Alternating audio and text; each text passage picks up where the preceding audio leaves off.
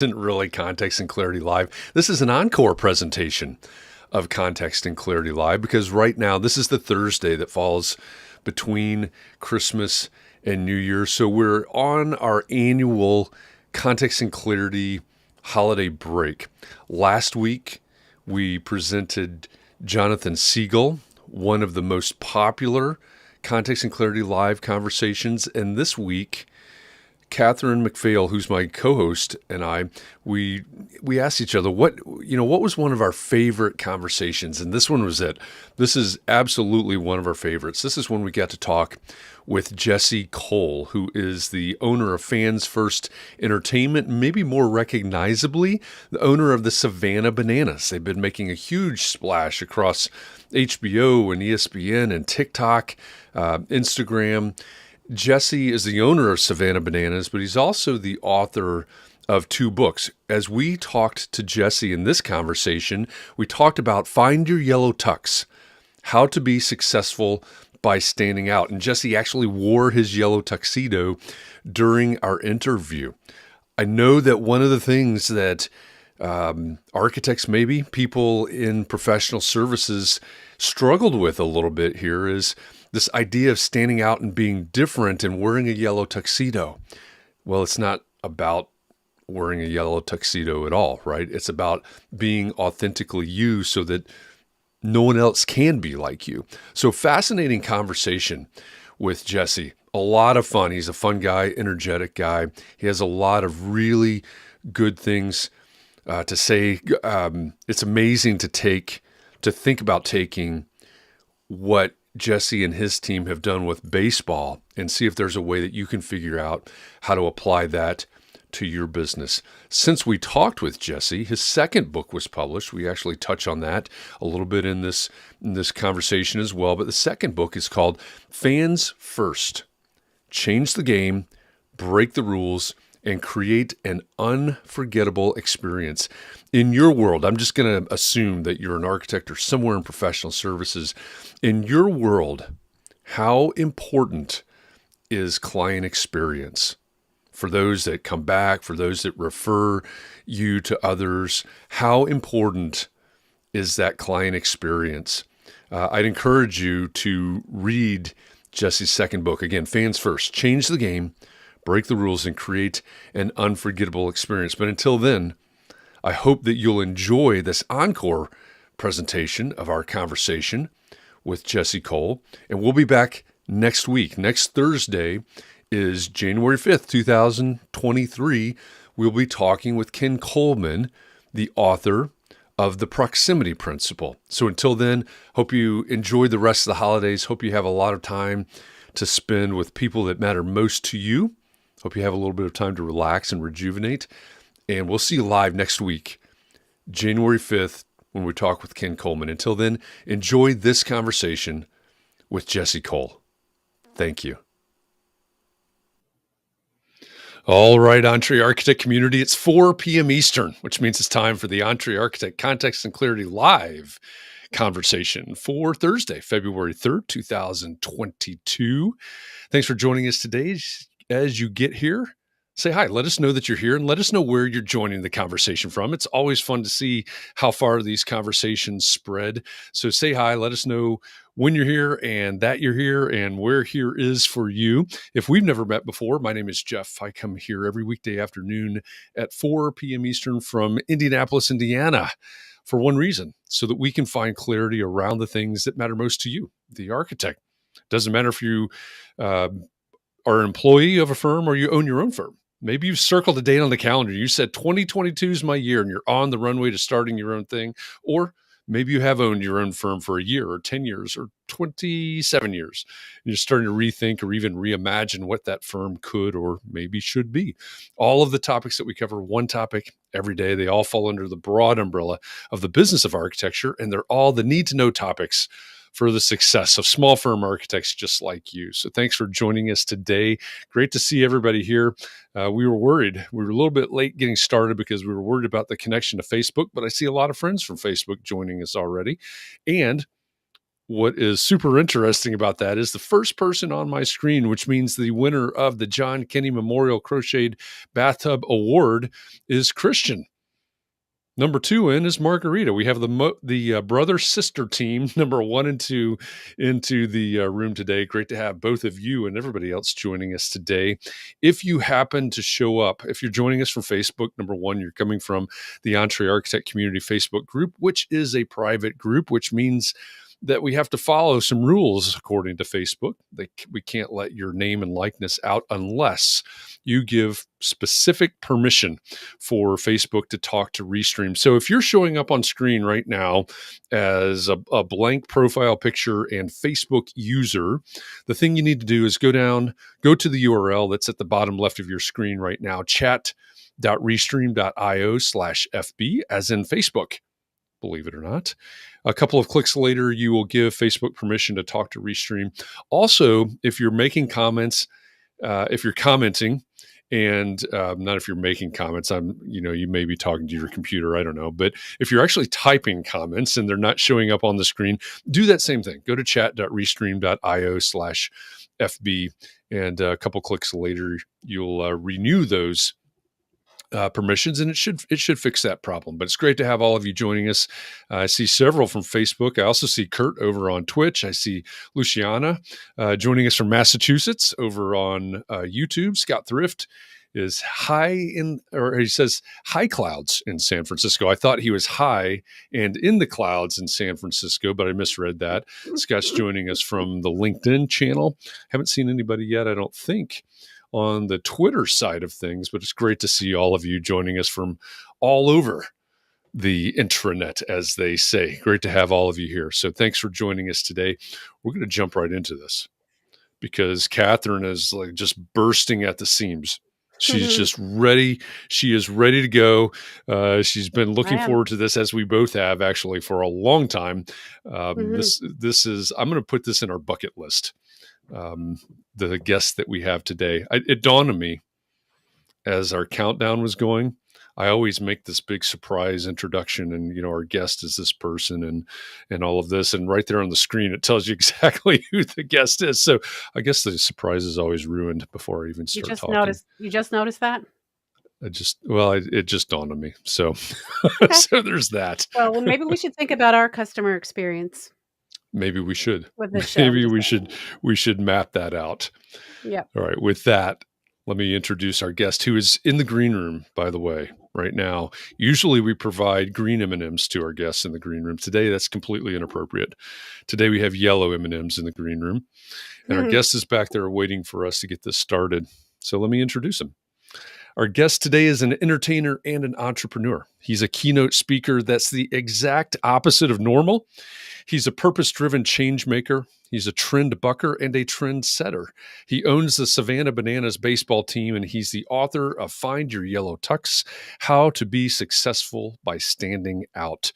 Jesse Cole, welcome to Context and Clarity Live. Thanks for joining us today. I'm excited to be with you guys. And actually, the green M&Ms are okay because, I'm not quite ripe. So I think it works. We'll go with that today. I'm a dad now. So I can throw out dad jokes. So hopefully that works. Yeah, it worked. Yeah, absolutely. Dad jokes are completely appropriate for this setting and for this crowd.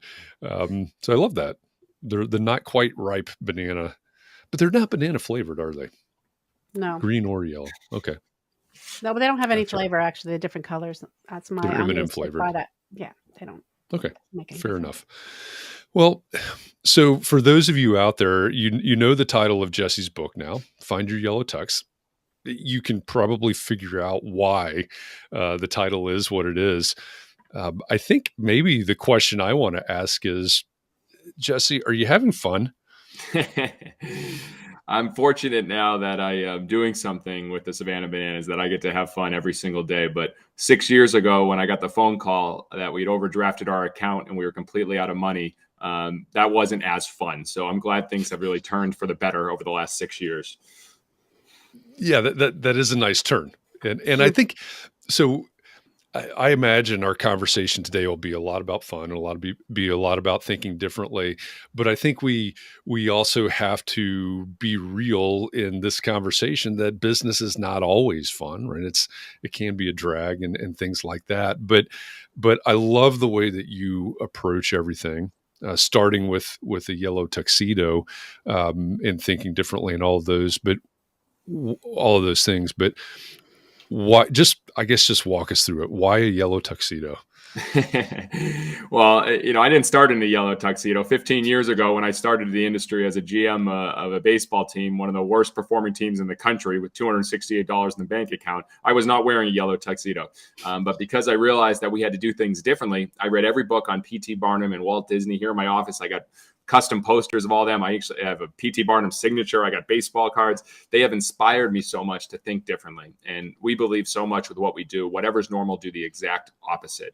And that normal gets normal results. Normal is actually a 4-letter word in our organization because, when we were being normal back 6 years ago, we were broke. We were almost out of business. We'd only sold 2 tickets. And so we run from normal. And I don't think anyone today gets excited about normal. So we've built that into our DNA and how we've created a fans first experience. And, I've had a lot of success, fortunately.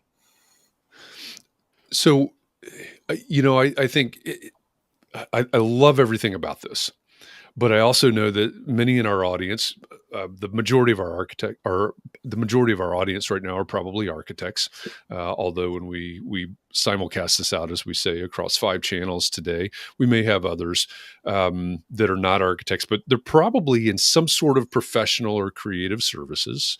Mm-hmm. And they may have trouble relating to this idea. Okay, here's a guy. He's an entertainer. He's wearing a yellow tuxedo. He promotes and owns a baseball team. How do we apply this in a quote unquote professional setting? Does that make sense? 100%. And I get that question asked a lot, and I'm used to it at this point. I mean, I've been fortunate. I never imagined, 6, 7, 10 years ago that I'd be speaking in front of billion-dollar companies and thousands of people, and then none of them are in the entertainment business. I don't speak in front of any sports teams, entertainment business. I only speak in front of other groups. And I think the greatest leaders, greatest organizations learn from outside the industry. So, how does it fit? And yes, the yellow tux obviously is over the top. It's crazy. It's different. It's wild. It fits me. It's who I am. I've amplified it. I think all of us have something that makes us stand out. It's what makes us different. And this is my uniform. When I put it on, it's showtime. And I want to give our entire team permission to have fun. If the owner is wearing this and throwing out Dolce & Banana underwear, literally in the crowd during games, then it gives our teams permission to have fun. And that's why, we have the Banana Nanas senior citizen dance team that dances to Justin Timberlake, and our breakdancing coaches, and our Mananas, our dad bod cheerleading squad, and our Princess Potassia and Split, and you name it, we have it perform in our games. But how does it all fit to you guys? And I think the name of the game is this draws attention first. But the name of the game for us is creating fans. And the name of our company is Fans First Entertainment. Our mission is fans first, entertain always. Every decision we make, we ask ourselves, is it fans first? I believe the future of business is not based on how many clients you have, not based on how many customers you have. It's based on how many fans you have.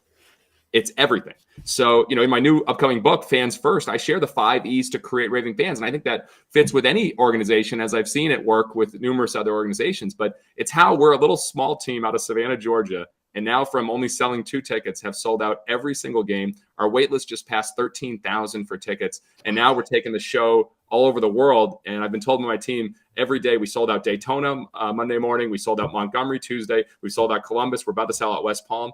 And I never imagined we'd be selling out these cities with 10,000 people. But it's because we created fans. We didn't chase customers. And so I can go into any of those 5 E's or anything, but that's really been the framework, is how do you create fans? Have conversations with your team that way, not how do we bring in more revenue, more sales, more customers. How do you create fans? It's a different conversation and it gets different results. So what does it mean in a business context, outside of the ballpark or Hollywood or, any sort of entertainment industry? What does it mean to have a fan or have fans? Sure. And I would challenge, I think every business is in the entertainment business. And here's why. I wasn't smart enough to understand what entertain meant until I looked it up. And the definition of entertain is to provide enjoyment, to provide amusement. Aren't we all in the business of providing enjoyment for the people we work with? And so I think everyone has this stigma of like entertainment. You're in a yellow tux, you dance. Like, what it means to us, the second E to creating raving fans is entertain always. And basically to map the moments for your customer, to map the journey on treating them like you're a host at a dinner party and your customer or clients coming into your house. How do you entertain them? Do you offer to take their jacket? Do you offer them a drink? Do you offer them hors d'oeuvres? How do you make them feel comfortable through the whole process? How, when your friends leave at the end of the night, they want to come back for more and they're telling their spouse, oh, that was so much fun hanging out with them. They often don't say, oh, Jesse, he was the most professional person. You tell me this. How many times do people come home and say, honey, I met the most professional person today? And that is what holds people back, especially in fields like you guys. It's like, we have to be professional. I get it. I understand it. But people don't get excited as much about professional as they do as unique, memorable, different. And that's what we're always aiming for. I think that is an important point for our audience as well. This isn't your world, so this, you may not know this. This may surprise you. It may not. But the vast majority of firms out there say that a huge percentage, almost always, easily above 60%. I've heard as high as 97%. But 97% of their work comes from repeat clients and referrals.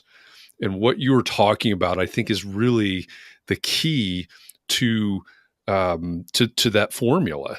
Does that make sense? 100%. 74% of people say the key influencer in all buying decisions is word of mouth marketing. 92% of people trust advice or suggestion from a friend or family member over any advertising. And the companies, the people, the corporations that generate an emotional connection with their customers get 3 times the word of mouth marketing than anyone else. So those are real stats. And it's what we've learned. It's how we build everything. Right now, we spend $0 on marketing. When we first started, we spent stupid money on marketing and failed miserably. Now we invest everything on the experience. It's why, for instance, today, I spent an hour calling fans and thanking them for buying tickets. And our entire staff did it. So we've sold 10,000 tickets this week. It is completely unscalable. It makes no sense. But we have 30 full-time people. And we call. I get a list every morning, and I call them and thank them. And if they don't answer, I put my phone right here in front of me, and I say, hey, this is Jesse, the owner of the Savannah Bananas. I just want to call you and thank you so much for getting tickets to come see us in West Palm Beach. We're going to put on a show for you. Thank you so much. We can't wait to see you, and we'll be going bananas with you on April 1st. And then I send it, a text message from the owner. Everyone has my cell phone. So I have a suggestion there, Jesse. How about you just do that to all of them? You don't try to call them at all. You just text them all for that date. I mean, I know that wouldn't be it might go faster, but okay, that's my only idea I'm going to give you. No, it's a good idea. I think a lot of times it's amazing we get to connect with our people. I think so many people. So when someone answers the phone, they're like, "Oh my God, you're actually calling me!" And my kids were watching the game. We're driving all the way from Chicago to come to your game, and then I'll put a note in our system. This family's driving from Chicago. They got 3 kids, and then maybe what we do is we wow them. If there's a little girl in the family, we'll have a player deliver a rose in the middle of the game to the little girl. And those notes we keep track of. It's called listen carefully, respond creatively. So we teach our team to do that, to create. Oh, okay. Well, in that case, definitely don't just text them. So that's awesome. Yeah. I mean, I kind of thinking about how am I going to get down to Savannah? But now that I know there's a waiting list, I was saying earlier that we should do Echols down and go to a game and go to Savannah. That's where we should meet this time. Anyway. I'm seeing a lot of questions on architect and how, and I can definitely kind of dive into that if you'd like me to. Yeah, because we were wondering if you had hired one, if they need to be fun. How did you interview them? Did you want them to be professional, no nonsense, or were you hoping they'd be entertaining or make your life enjoyable? Yeah, there you go. I mean, I think entertaining is different. So, yes, have we hired? So what should an architect do differently, and have we hired? So yes, we've worked with an architect. We're designing banana land at our ballpark with zip lines across the field and treehouse Airbnbs and trains that go around the stadium and bananas breweries and speakeasies and you name it, the Disney World of ballparks. And yes, we went in the interview process, and we particular, now again, that's us, we wanted to see someone that could think, really imagine or have a good imagination. We were looking for someone that, as we had after had the first call, it wasn't just here's our prices. We wanted to see someone that would also send, hey, here's some articles. Provide value without wanting anything in return. I think that's the best way to get business. Everyone reaches out to us. Will you buy promo items? We buy promo items for us. Send me some designs of unique things of bananas before asking for the business. Send me a free sample. I know it's crazy, but that's how you build relationships, is you do things without wanting anything in return. So the architect that we work with, they sent articles. They sent ideas. We weren't being billed every single minute at that point. And of course, if you're playing the long game, you're okay with short-term investment from an architect to win in the long game. And I think a lot of companies aren't willing to do that. Like, no, we can't do that. We're paid 15 minutes. We're paid by every 15-minute increment. The starting point for innovation and creating raving fans, the first E of my 5 E's to create raving fans in the Bananas is eliminate friction. And we had to do it. Baseball games too long, too slow, too boring. You get nickel and dime. We eliminated all our tickets are all inclusive. We have nonstop entertainment. We don't even have any ads at our ballpark because we don't want fans to be advertised to when they come to our ballpark. That was a crazy business decision to make right before COVID. But it starts with eliminating friction. I mean, you mentioned earlier today you bought merchandise from us. You didn't pay any shipping. I know. I thought this is so easy. I don't pay any shipping on this soda, which essentially I'm buying soda from you, but I thought it's free. I'll free shipping. I'll buy it. Ship. And then also wait till you get the package. It's not going to be your normal package. I can't wait. I can't wait. It's a $12 cost before you buy anything. Right. Before even the soda's in. Not only the free shipping, but we have a custom yellow box, delivered a fresh stamp. We have yellow tissue paper, a free koozie, a free decal, and then you will get a thank you call tomorrow when it's being shipped off to you. So I'm sorry I'm giving that all away. Yeah, but I'm excited. But that's kind of the process. So from an architect standpoint, when you're trying to get business, you're trying to create fans, how can you give without wanting in return? How can you share some of the things that it's different? I think every architect, every business, they want to be a little bit better, a little bit faster, maybe a little bit cheaper, maybe a little bit more expensive. It's We ask, what makes you different? How can you be the only? And if you go to your About Us page and you look at every architect's About Us page, I bet most of them are pretty similar. We did that too. When we first started as a baseball team, we had this grand vision. We're like, we're a baseball team. This is entertainment, But then I said, guys, let's put on our page everything that makes us different. And so we wrote down everything from we play games in kilts. We have the senior citizen dance team. We have grandma coaches. We have crazy player entrances where players introduce themselves coming up to bat. We have players that play in stilts. We mentioned everything that makes us different. Because then all of a sudden you start creating fans because you're like, wow, these guys aren't like everyone else. So maybe on your About Us page, you can start thinking, what are the things that you're doing different? And then people want to buy from you as opposed to you having to sell people on what you do, which is often similar to a lot of architects. I love the way you're turning it around there. You've talked about two of the E's so far. So can we just go through the 5 E's at this point? Sure. So again, the first step, the first E is eliminate friction. And Walt Disney did this better than anyone else, and so do we. He used to go undercover. He had an apartment on the fire station at Disneyland, and he would go undercover walking the park every day. He would get in line with the guests. He would go on rides, and he said this. He said, whenever I go on a ride, I'm always asking what's wrong with this thing and how can it be improved? So we took this straight out of Walt's book. Every night, one of our staff members goes undercover. We park with the fans. We walk in with the fans. We sit with the fans. We eat with the fans. And at the end of the night, when we talk not only about fans' first moments that we created, we also talk about what were all the friction points. So first, I challenge you, if you were to go through your experience right now, you fill out a contact form on your website, you call, you get the voicemail. What happens? Is your voicemail like everyone else? Please listen closely as our menu options have changed. Is your hold music like everyone else? We've changed everything. Our voicemail is, Savannah, na. You've reached the Savannah Bananas, na. Please leave your message. Even our hold music is ring, banana phone. And every 2 weeks, someone calls us and asks us to be put on hold. It's the weirdest thing in the world. All right. But, go through your experience. How easy is it to do business with you? If you call, how quickly do you get a call back? Is it just a regular email back, or do you actually hear from a person? We're so used to texting and emails. I know it's different, but standing out now is actually talking to a human.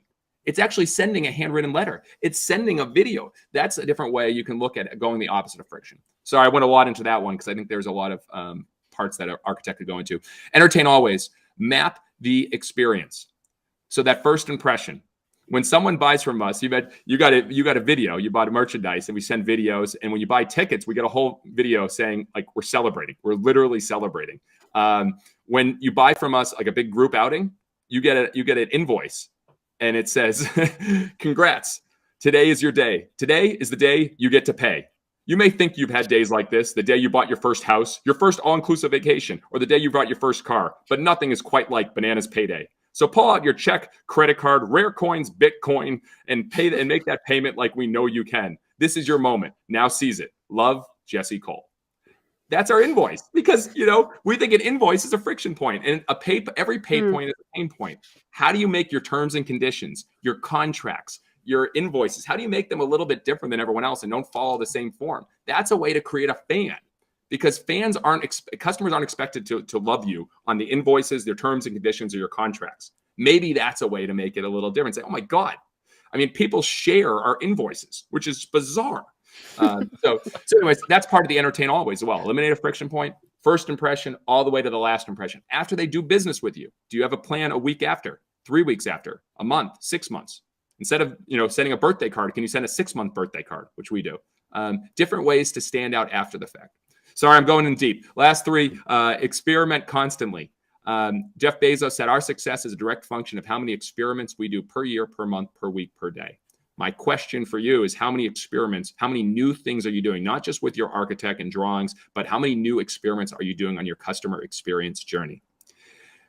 People need new as a way of life. So we're constantly trying. That's why we invented Banana Ball, the rules behind me, a 2-hour timed game where fans can catch a foul ball for an out. That's what we're playing around the country. That was because we're experimenting to create a better experience. And the last 2 quickly, engage deeply. Do for one what you wish you could do for many, said by Andy Stanley. And this is what I said earlier, listen carefully, respond creatively. We pay attention. If what our fans say they're having a baby, we will mail them a onesie for their baby, a Bananas onesie. When we found out people were getting engaged and coming to our ballpark, we searched the whole ballpark to find them. And as soon as we found them, we delivered them roses and had a huge announcement in front of the whole crowd for them. We teach that into our team to listen carefully, respond creatively, create those experiences. As an architect, you know what matters to your clients as well as anybody. They're trying to build this, they're trying to do this. Like, you know what they love. So how do you maybe find a moment there to give them something or create something magical? And then the final E is empower action. And that is how you empower your team. And my dad, when I was a kid playing baseball, my dad said, just swing hard in case you hit it. And great advice. And I used to swing hard all the time. I swung and miss a lot, but I was empowered to come up and come to bat and swing. And I think the key is you as the leader, you as the owner, you as the president, you have to empower your team to try new things and be okay with things not going well. The Amazon Fire Phone was a $200 million loss for Amazon. However, the technology helped build Alexa and the Amazon Echo. 100% worth it. You learn by doing. And so what we do is we empower our team to say, what can you do to create these fans first moments every night? What's something new that we can do at our games to create a fans first moment? So that was as fast as I could go through the 5 E's, but hopefully some of those apply. That was very good. That was just the speed I like people to speak. Katharine wants everybody to speak at 2 times normal speed. But I think a lot of that, if not all of that, is applicable in the arena of architecture. One thing I want to ask is, you talk about in your current book, in your first book, about considering what business you're really in, right? And you realized you weren't in the business of baseball, quote unquote. A lot of architects are listening right now going, oh, wait a minute.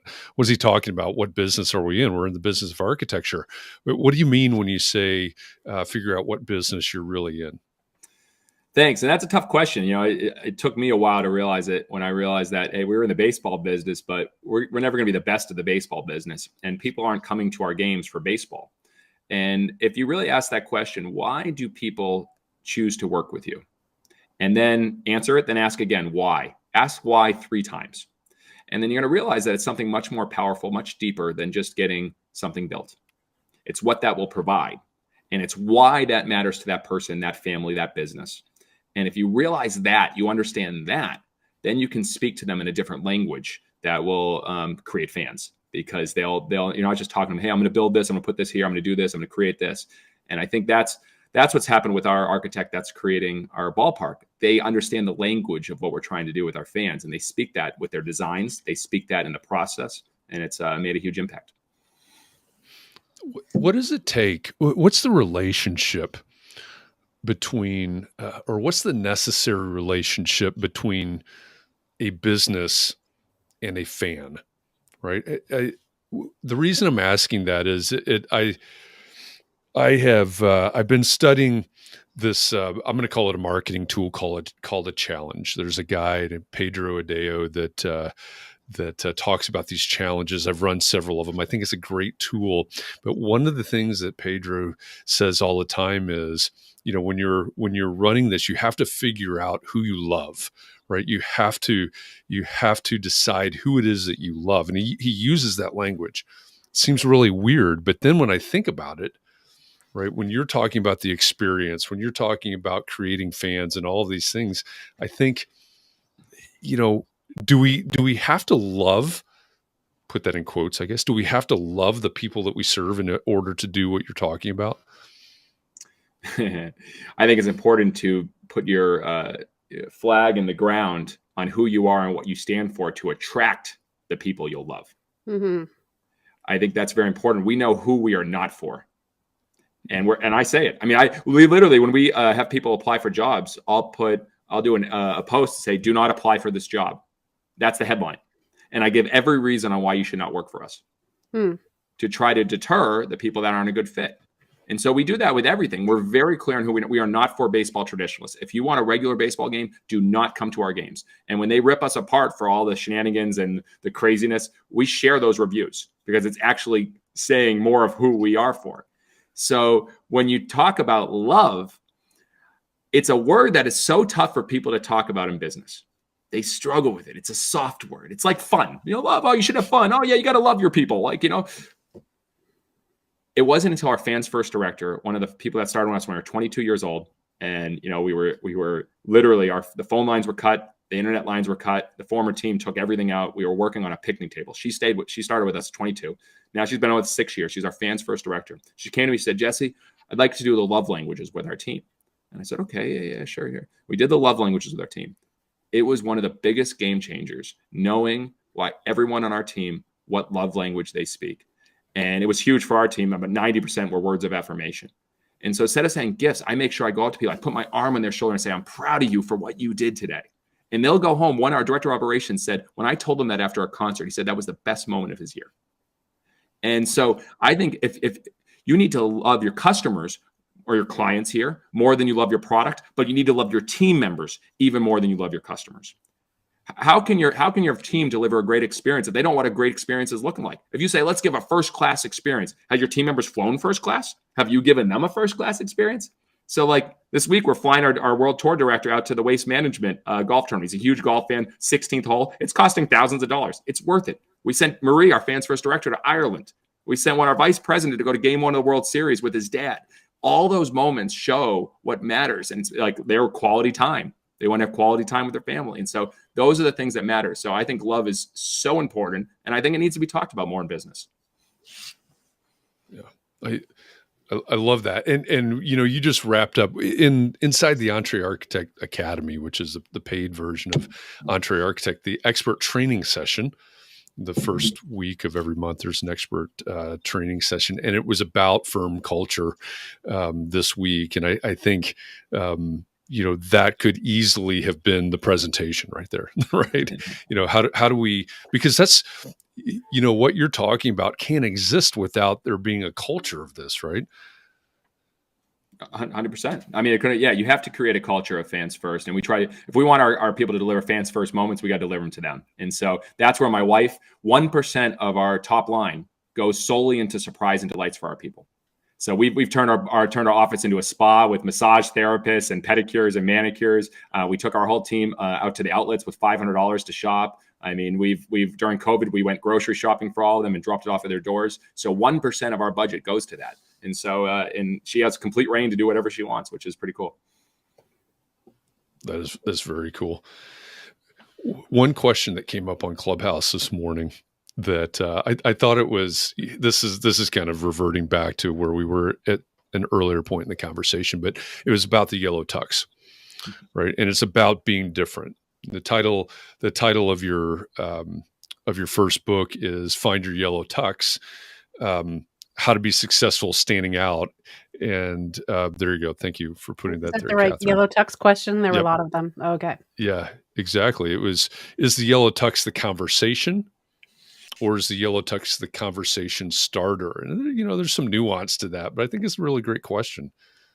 I've never been asked that question about the Yellow Tux. I usually get asked, how many do you own? 7. You know, do you really wear it all the time? Yes. Did you really propose to your wife in front of a sold out crowd in the Yellow Tux? Yes. I usually get those questions, but it's a great point. I never thought too deep into it, but I'll tell you this. I believe you can't get the hearts of your customers, your clients, your fans until you first get their eyes and their ears. And so attention beats marketing 1000% of the time. We spend $0 on marketing, but we spend everything on the experience and attention. This is a conversation starter. It gets people, a lot of people misunderstand it. And Bezos said this too, you need to be willing to be misunderstood. And, you know, if you're not getting criticized, you're playing it too safe. And I've been criticized for this. Oh, you're just all about yourself. No, I want to open up the conversation about why we need to have more fun and not take ourselves too seriously and be okay with standing out. It doesn't mean I'm all in myself. It means I'm all in what we're doing. I believe so much in what we do. And at the end of the night, when I see all of our fans and our players and our characters arms around each other singing Stand By Me an hour after the game's finished, I love that so much that I want to spread it and scream on top of the mountaintops. And if this helps get a conversation and identify, oh, it's the crazy guy in the yellow tuxedo, I don't care if they know my name. If they know what I'm about and I want fun and bring people together and I bring energy and bring the fun, 1000%, I'll start that conversation every day. Well, and you mentioned yesterday that, you know, the yellow tux is you and these things that you're talking about amplify your personality. So what you're talking about in terms of standing out, whether it's a yellow tux or, you know, some other part of the experience or whatever, I don't think you're talking about something that is manufactured or contrived or inauthentic or, you know, whatever descriptor you want to use. That's not what you're talking about, is it? 100%. I mean, this is me. I mean, if anybody knows me, you know, they don't know when I'm wearing it, when I'm not wearing it. It's the same person. And right now with you guys, or whether I'm, you know, with my friends, I still try to bring this energy because that's what I love. I get fired up about what I get to do every day. And so, yeah, I mean, I remember some people have come to our games wearing it, and it seems a little forced to like wear a banana costume, you know, do all your things. But yeah, it doesn't seem as real. I mean, obviously I'm flattered, but I think find your own. It's not, you know, wear a yellow tux. It's find your yellow tux. What's the one thing that makes you stand out? And how do you amplify it? And it's often hidden behind what we're afraid of what people will think. And testing something, trying new something, or we're afraid of it. We have fear of it. And you know what? The people that talk and say something, they're probably not going to be your fans or anyways, and they probably don't matter. I've been criticized a ton, but I've built a tribe of people who fortunately love what we do, and I speak to them. I love that. And everybody in this community gets sick and tired of hearing me talk about their ideal clients, but that's what you're talking about, right? You said earlier, we know who we're not for. And that's the flip side, right? That's the antithesis of who is your ideal client. You know, who's not your ideal client. I have this process where we go through and we do, you know, both perspective, you know, who have been your best clients and who have not been your best clients and why. And, you know, you're right there. You're driving right into that much in a much better, more eloquent way than I can. So I appreciate those. For those of you in the audience, we have to, we're watching the time because we've got to make sure Jesse jumps off in time to get to another meeting, but we've got another few minutes left here. Katharine, do we have any questions from the audience? I want to keep talking, right? I want to keep asking questions, but I also want to open up time for questions from the audience if we have some. There was one question from Sarah Lee who says, what if you are shy and you don't want to stand out? I guess as an architect, because she's an architect. So what if you're shy and you don't want to stand out? Standing out doesn't mean being over the top like I am. You can stand out by writing thank you notes. You can stand out by caring differently. You can stand out by listening carefully, responding creatively. In 2016, I started the thank you experiment. And I told myself I was going to write one thank you letter a day for the year. I bought 400 custom yellow thank you letters, and I started writing to teachers, former teachers, coaches, entrepreneurs, authors, anyone who's inspired me. It changed my life. Today, I've written thousands. I continue to write every day. And, you know, that can be for someone that doesn't want to stand out. They're going to get that letter. They're going to send it. And people save those letters. I've seen our team, our staff that I wrote 4 years ago. They still have them up on their wall. And so I think there's ways to find out, you know, who are you? When you're at your best. I always ask this question, they said, Jesse, how do you have so much energy? Well, I do what gives me energy. It's very simple. So I used to have zero energy when I was doing operations at the ballpark and doing finances and sponsorship and all that stuff. Now I create, I share, and I grow. And so I create new ideas, promotions, I share, I get on podcasts, I talk about what we're doing, I can do keynotes, and I grow and I listen and I learn from people like Walt Disney and P.T. Barnum. And so I audit my day. If I'm doing that 90% of the day, I come home to so much energy to my kids and my wife, and that fires me up. So look at what gives you energy and then do an energy audit of your schedule. That's the bonus E that everybody needs in their life, is that energy. And so that's how, if you're shy, then find out what is that you love and put the gas on that, amplify that, and you actually will stand out just in a way you are more comfortable with. I love that. I mean, I hope everybody heard that. Pay attention and do what gives you energy. That could possibly be the mic drop moment right there. Okay. Very importantly, Christian wants to know, what color are your pajamas? That's a little personal, but I guess that's we want to know. I keep it simple. I vary it. I'll just leave it at that. But as far as banana pajamas, 100%. We're actually working on getting banana rompers for the guys to play in, to have a game of rompers. So we might do a shirts and skins game with bananas painted on their chest. But banana pajamas is definitely in the mix for maybe a midnight game in the future. So good. I don't know if you can copyright that, but I appreciate the idea. Well, I love that idea. Yep. That's a good one. I know there's a question from Clubhouse this morning. John Jones asked, where do you find your aha moments? How do you get to that point, right? You have all these moments and you're trying different things. Where do you find your aha moments? It's a muscle. So I've been writing down 10 ideas every single day for 4 years now. And which, if you add that up, that's about 4,000 terrible ideas that I've come up with, and then a few good ones. All right. So there's a lot more than that. But the reality is, if you want to be in good shape, you work out every day. If you want to, you eat healthy, and you eat healthy every day. For me, I work my idea muscle every day. The first thing I do when I wake up in the morning is I don't look at news. I don't go on Facebook. I don't go on social media. I don't go on email. I start with ideas. You don't do Wordle? What's that? You do Wordle the moment you wake up? That's what I do. No, I do not. No. Your input affects your output. So I get inspired by learning from outside the industry. I watch documentaries on people that are successful and doing things differently, from WWE to Disney I watch all that stuff. And then I have an idea session every morning with myself, and I share that with my team. I don't get my ideas at work. I get my ideas in the morning when I'm just able to think and not distracted. If you want to have aha moments, you got to get away from the distractions and the dinging that hit us every single day. So that's where they come from me. Yeah, I love that. That's awesome. That is. And we're right up to it. Jesse has to jump off for another call. So we're going to wrap it up here so we don't make him late. Or we're going to wrap it up with Jesse right now so we don't make him late. But the rest of you can stick around and we'll wrap it up with our audience here in a few minutes. But Jesse, thank you very much for joining us. Like I said in the intro, Katharine and I have both been just busting, waiting for this conversation. And we thank you. Thanks for your book. I'm looking forward to the next book. It's out May 17th. Yep. We'll update everybody on that as the date gets closer. But thanks for this conversation and all of the inspiration that comes with it. Thanks, guys. It was a pleasure being with you. A lot of fun, and love how you guys are thinking differently and have the courage enough to invite a guy with a crazy yellow tuxedo to speak with you today. So thank you, guys. Thank you so much. Thanks, Jesse.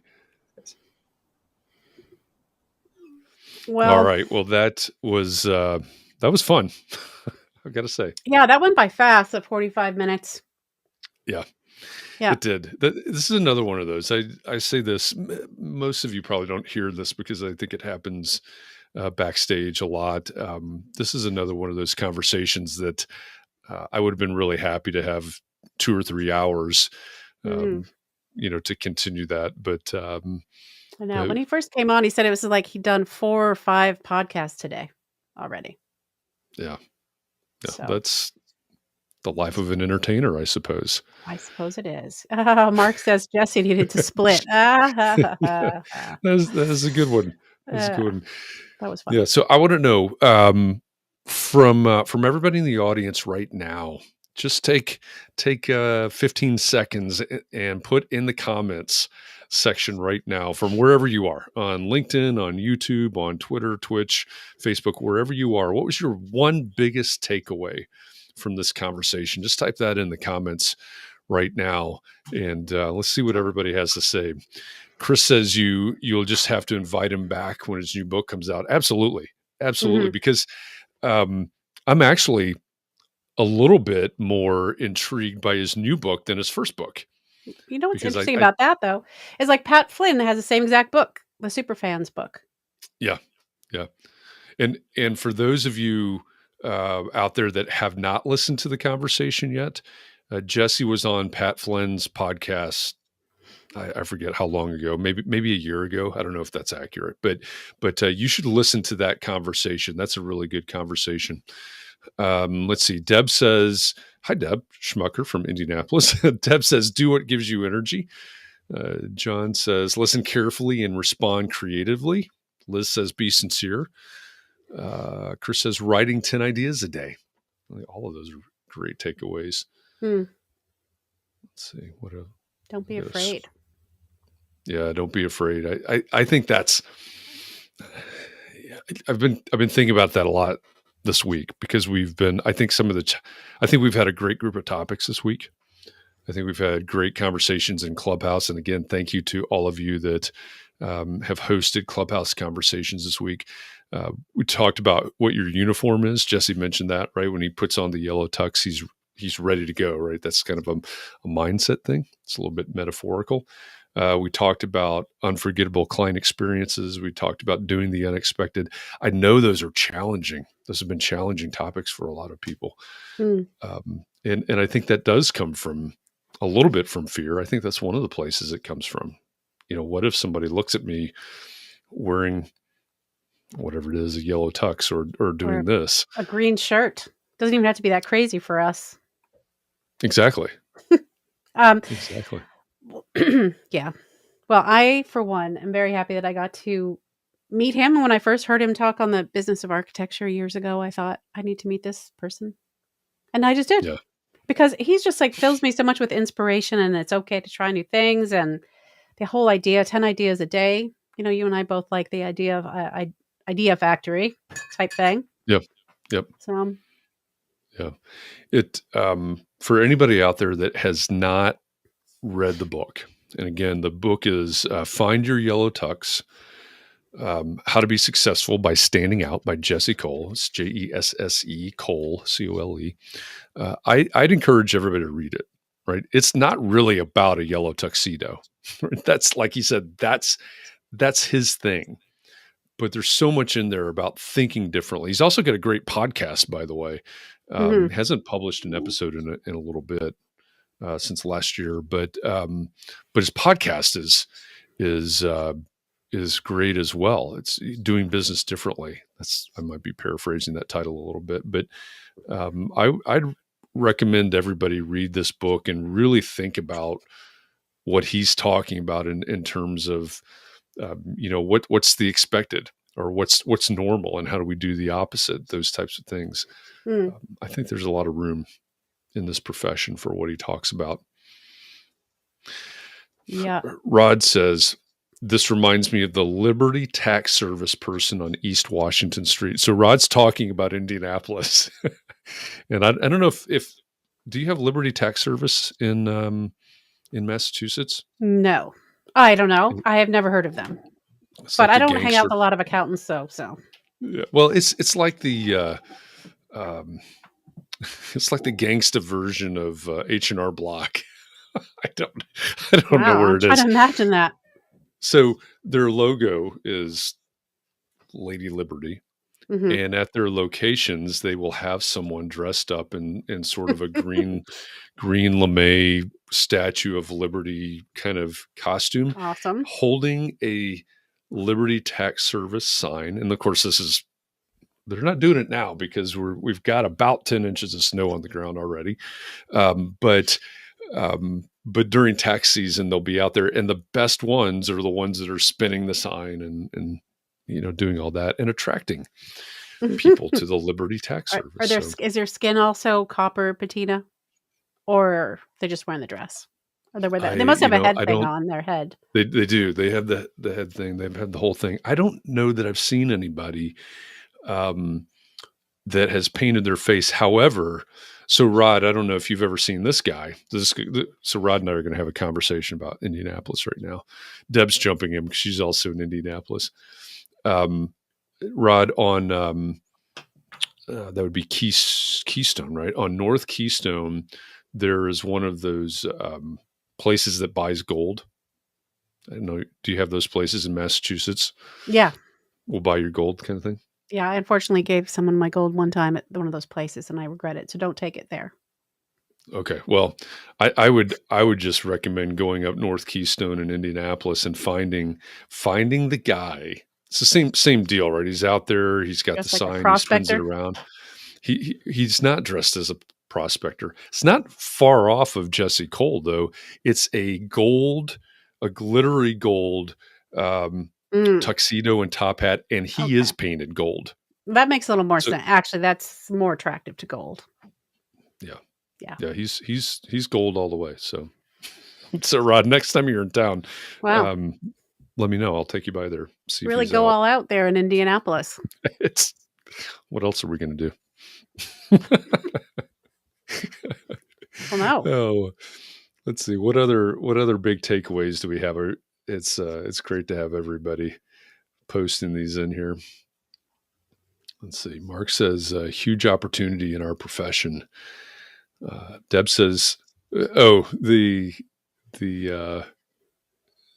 was out there in the bitter cold last week. I think that's the gold guy that she's talking about. Let's see what. I'm scrolling back. Go ahead. One thing he talked about was that we as architects get to know these people kind of on an intimate level, so we know what they love, and how can we?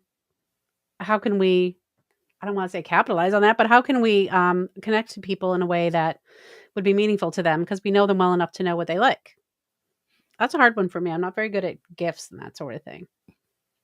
Yeah, and that's come up a few times this week, right? Yeah. The idea of gifts. I'm not good at gifts, or I don't like gifts, whatever version. But I think also it's when you think about what they do with the Savannah Bananas, it's not always about gifts, right? He's working that into the experience. When he was describing, the family's driving down from Chicago and they've got 3 kids and they're putting those notes, in their system, whatever that means, in their CRM or whatever they're using, or so-and-so they're getting engaged or whatever it is. Part of the experience, and I was just having a meeting with a client that I'm working with right now, having had a meeting this morning, and we weren't talking about this in the same way, but it's really what we were talking about is how can we know our clients, these people that we work with so well, that we can bring up the family dog, or we know exactly how they communicate. They prefer to communicate text or whatever. I think Chris says it right there. Knowing what people like doesn't have to be gifts. If they like going bowling, then have your design meetings at a bowling alley. I think that's a great example, right? So I don't think it has to be gifts, but how do we customize or personalize the experience? And I think it can be in really small ways. It could be, hey, I know what kind of cookies they like. Oh, so we're going to have, yeah. It's important to know It's that. always, the answer is always chocolate chip, but almost always, yeah. Oatmeal, Not chocolate almost. chip. Okay. I had some oatmeal just for the healthy aspect of it. Lowers your cholesterol. Yeah. Yep. Wendy says, plant your flag for the person you are. I think that's a really great one as well. Yep. I like Yeah, that too. Then the people coming to you will self-select that way. Mm-hmm. Yeah. And that's, any of you that have heard any of the stuff that I do, this is exactly right. He's got a different name for it, a different sort of version of it, but this is your ideal client, Are you doing things specifically for your ideal client, or are you trying to do things for everybody? Right. Because you can't be everything to everybody. No. Right? If you try to be everything to everybody, you'll be nothing for anyone. So, I like the way Wendy put it there too. Plant your flag, right, for those, for who you are and who those people are.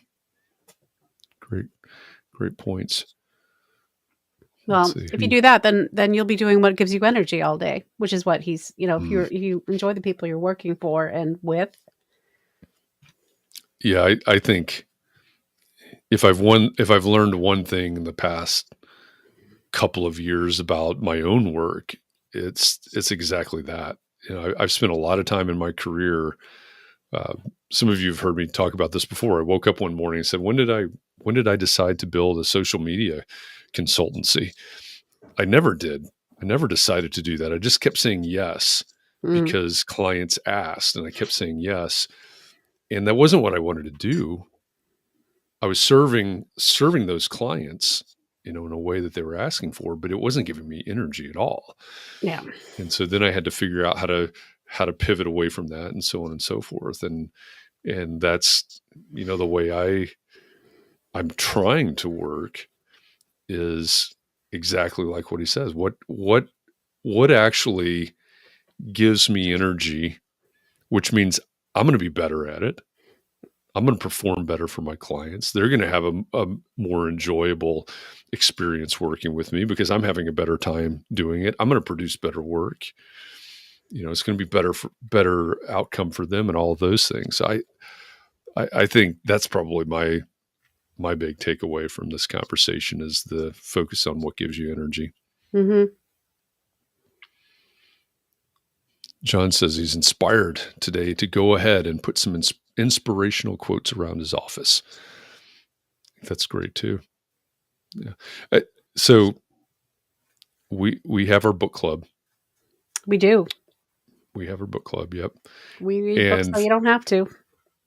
Yeah, I get that's the tagline. Yeah. We read books so you don't have to. And many of you probably get tired of me recommending books. Get this book, get Jesse's book, Find Your Yellow Tux. And at the end of every chapter, there are two things that happen. Yeah. Yeah. One thing is the yellow tuxometer. So there are some questions you score yourself, and then you go through, and at the end of the book, there's something related to the scores.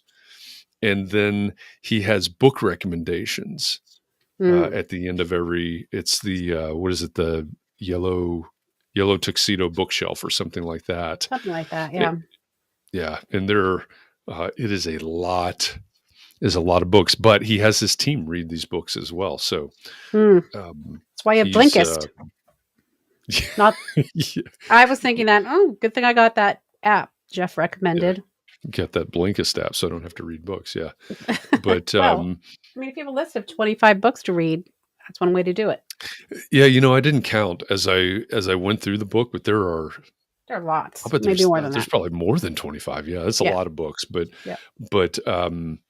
there are a lot of fantastic books on that list. So that's another reason to pick this up.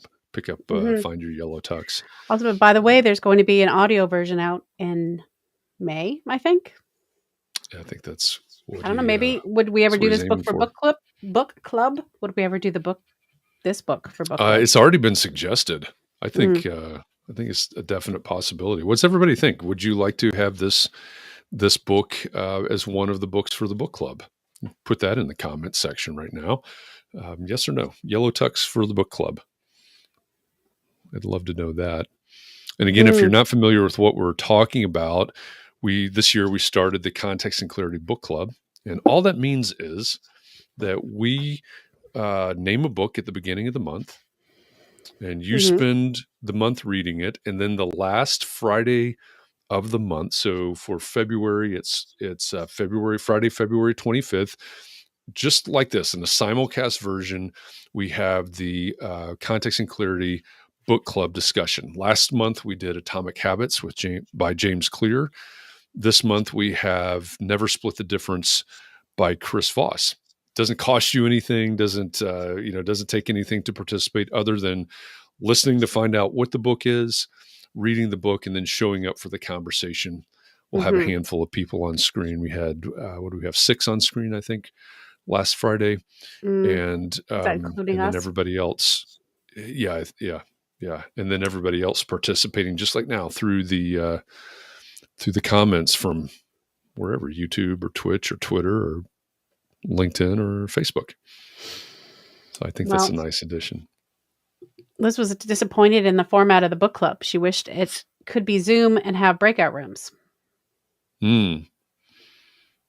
Well, that could be another iteration of the book club down the road. Yeah.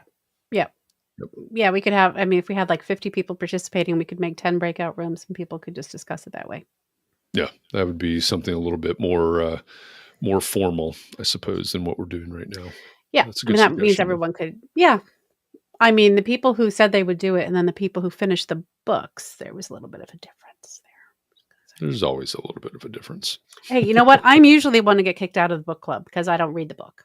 Not for this, because somehow I'm reading the books. I can relate, is what I'm saying. Yep, I understand. Well, that brings us to the top of the hour. And that means we need to wrap this up because Katharine and I are going to head backstage with a couple of folks from our community to give our wrap up of this conversation today. So again, thanks to Jesse Cole for joining us as our special guest today. If you missed it somehow during this conversation, Jesse is the owner of the Savannah Bananas baseball team. He's also the author of Find Your Yellow Tux, How to Be Successful by Standing Out. So big thanks to Jesse for joining us and bringing a ton of energy to this conversation today and a lot of inspiration. Thank you to all of you out there in the audience for joining us. I say this all the time. I mean it every time. Thanks for making context and clarity a thing, because this is a big thrill for me to get to talk to Jesse Cole. So without you making context and clarity a thing, this conversation would have never happened. So thank you for that. Thank you for all your questions and your comments and participating in this conversation. Katharine, as always, thank you for co-hosting this with me. And to everybody out there, please be well, be safe, keep those around you safe and well, whether you're shoveling snow or whatever you're doing these days. Take care of yourselves. Find some way tonight, this afternoon, whatever time zone you're in, to breathe and relax and find a way to get rejuvenated, because we're going to do this all over again tomorrow. It's our every other week, whatever the correct term for that is, our mystery member spotlight tomorrow. So the guessing begins. I forgot about that. 4 p.m. Eastern. Yep. We're playing the game tomorrow. Clubhouse. It means I have to come up with a question on Clubhouse tomorrow. Yep. Yeah. Join us on Clubhouse tomorrow morning at 9 a.m. Eastern. The mornings that we have the mystery member spotlight over on Clubhouse, we have a get to know you session. Kind of personal questions. Personal uncomfortable questions. You have to come on and talk about that. so join Clubhouse tomorrow, 9 a.m. Eastern, for uncomfortable questions. Get vulnerable with us at Clubhouse. There you go. And 4 p.m. Eastern inside the Entree Architect Community Facebook group for our mystery member spotlight. Who's the mystery member going to be tomorrow? I don't know. The guessing begins at 4 p.m. Eastern. We will be back again. We'll be back at it again next week. Our Context and Clarity Live guest next week will be Joanne Liu. Many of you know Joanne. She is part of the team over at Monograph. She has her own training on personal brand, building a personal brand. So we're going to talk to Joanne. Several of you reached out and said, hey, this thing that she's doing with personal branding really resonated with me. So I reached out to Joanne.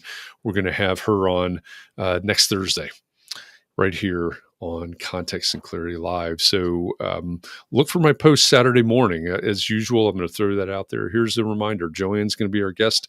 What do you want to talk about next week? So look for that post. Comment on that. Give me some ideas about what you want to talk about next week. And we'll do this all over again next week as we do every week. And that reminds me to look at one thing, because we are coming up on 450 of these conversations Wow. Monday. Just keep Monday, they actually. keep going along more and more and more all the time. They do, absolutely. Monday will be love our 450th Context and Clarity conversation. Which So means thank you to all of 500's you. coming up next. It's around the corner. I'll tell you what day it's April 18th. Should be our 500th conversation. So thank you. Thanks to all of you for almost 450 conversations at this point. I'm looking forward to the next 450. So with that, again, thanks everybody. Appreciate all of you, and hope I see you around somewhere sometime soon.